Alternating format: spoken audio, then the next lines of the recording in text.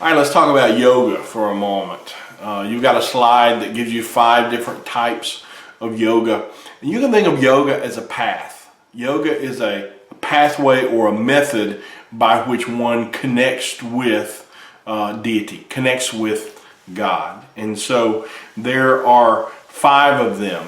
Jnana Yoga is the path of knowledge. This would be pursued by the priestly caste of people, those who would be religious leaders, gurus, priests.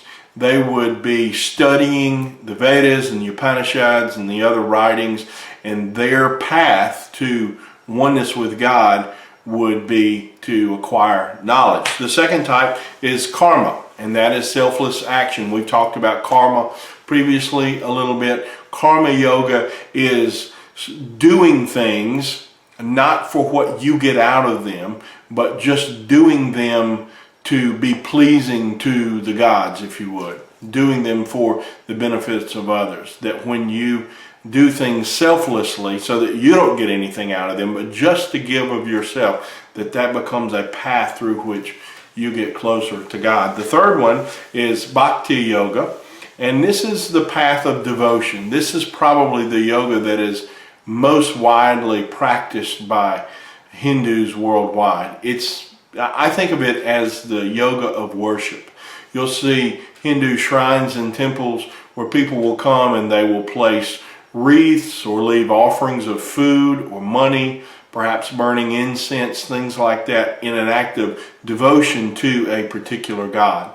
And they see that as a way of uniting themselves to that God and bringing that path, pleasing that God, and it becomes a path for them getting closer to God.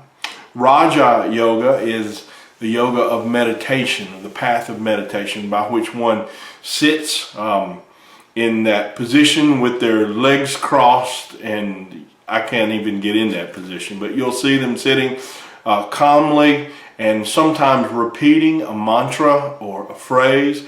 The term Om, you've probably seen people meditating, sitting, maybe their eyes closed in a very relaxed sort of pose, sitting in that cross-legged style, and they'll be making the sound Om.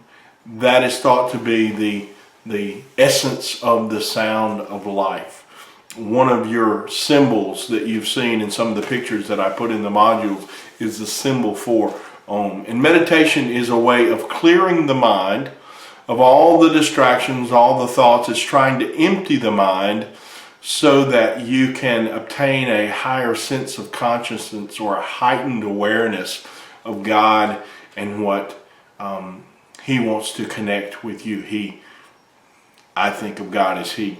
Whatever that God wants to connect with you. And so it is that emptying of yourself, emptying of your mind to allow that connection to happen with God. And that is done through quietly meditating, focusing upon a phrase or focusing upon God. The last one is Hatha Yoga.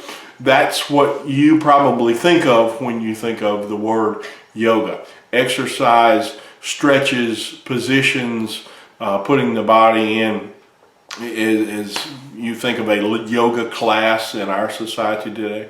This would be Hatha Yoga. And the goal of that really is to increase flexibility so that one can sit meditatively for longer periods of time.